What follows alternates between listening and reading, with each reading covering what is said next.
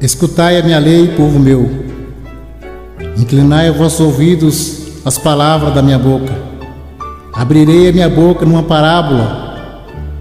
Proporei enigmas da antiguidade, os quais temos ouvido e sabido, e nossos pais nos têm contado. Não os encobriremos aos seus filhos, mostrando à geração futura os louvores do Senhor, assim como a sua força e as maravilhas que fez. Porque ele estabeleceu um testemunho em Jacó e pôs uma lei em Israel, e ordenou aos nossos pais que a fizessem conhecer a seus filhos, para que a geração vindoura a soubesse. Os filhos que nascessem se levantassem e a contassem a seus filhos, para que pusessem em Deus a sua esperança e se não esquecessem das obras de Deus, mas guardassem os seus mandamentos, e não fossem como seus pais, geração contumaz e rebelde, geração que não regeu o seu coração e cujo espírito não foi fiel para com Deus.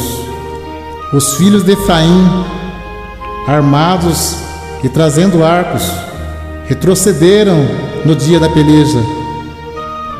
Não guardaram o concerto de Deus, recusaram andar na sua lei, e esqueceram das suas obras e das maravilhas que ele fizera ver, maravilhas que ele fez à vista de seus pais na terra do Egito, no campo de Zoan.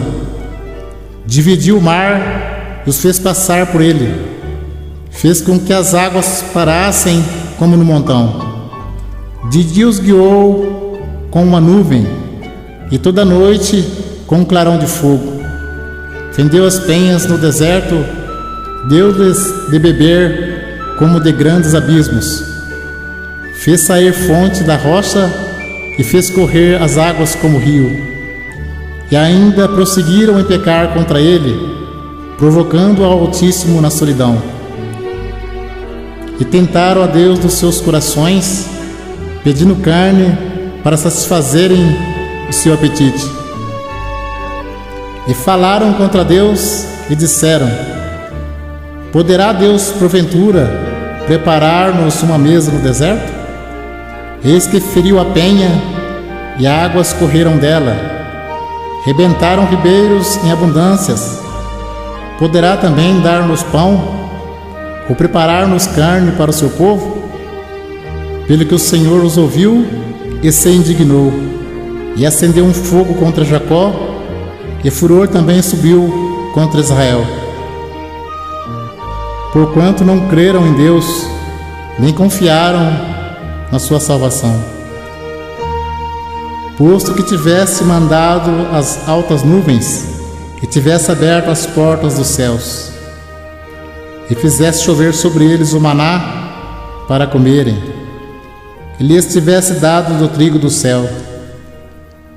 Cada um comeu o pão dos poderosos. Ele lhes mandou comida com abundância. Fez soprar o vento do oriente nos céus, e trouxe o sul com a sua força. E choveu sobre eles carne como pó, e aves de asas como areia do mar. E a fez cair no meio dos seus arraial, ao redor de suas habitações. Então comeram e se fartaram bem, pois lhes satisfez o desejo. Não refrearam o seu apetite. Ainda lhes estava a comida na boca, quando a ira de Deus desceu sobre eles, e matou os mais fortes deles, e feriu os escolhidos de Israel.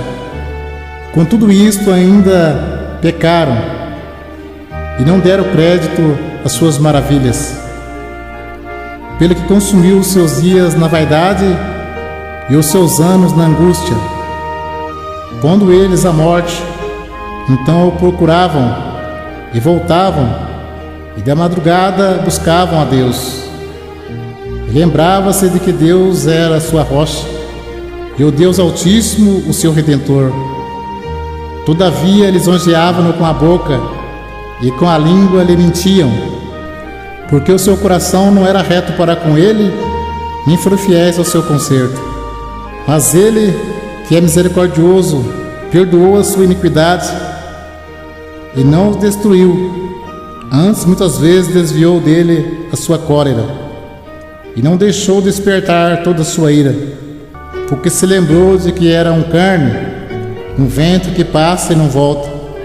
Quantas vezes o provocaram no deserto e ofenderam na solidão, voltaram atrás e tentaram a Deus, e duvidaram do Santo de Israel.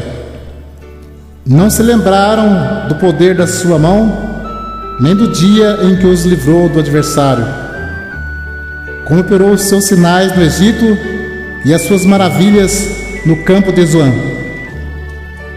e converteu em sangue os seus rios e as suas correntes, para que não pudessem beber. Ele mandou enxames de moscas que os consumiram, e rãs que os destruíram. Deu também ao pulgão a sua novidade, e o seu trabalho aos gafanhotos. Destruiu as suas vinhas com saraiva,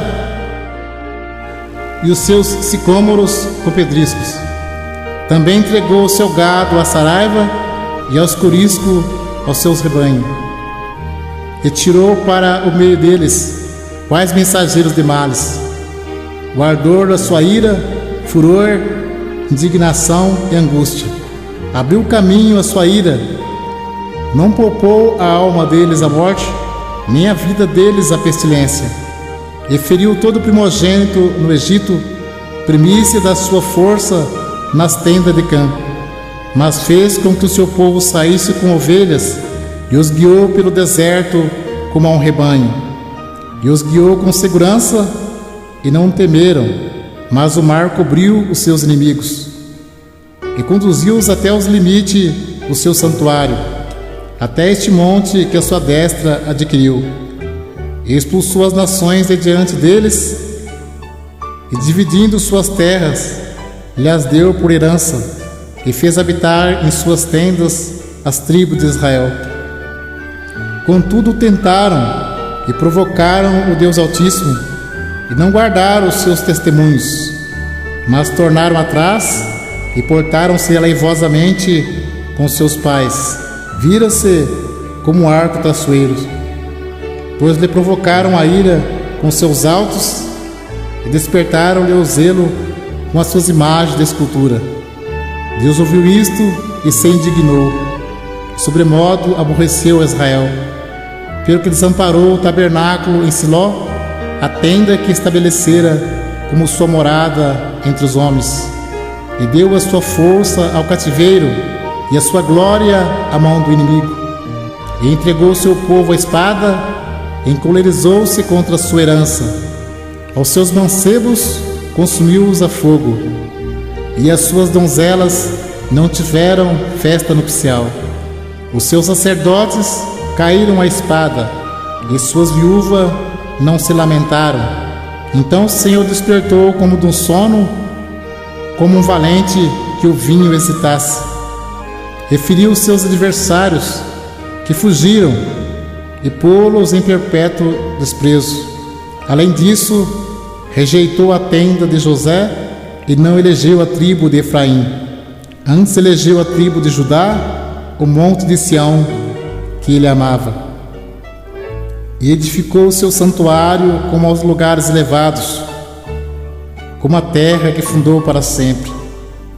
Também elegeu a Davi, seu servo, e o tirou dos apriscos das ovelhas, e após as ovelhas pesadas, o trouxe, para apacentar a Jacó, seu povo, e a Israel, sua herança. Assim os apacentou segundo a integridade do seu coração, e os guiou com a perícia de suas mãos.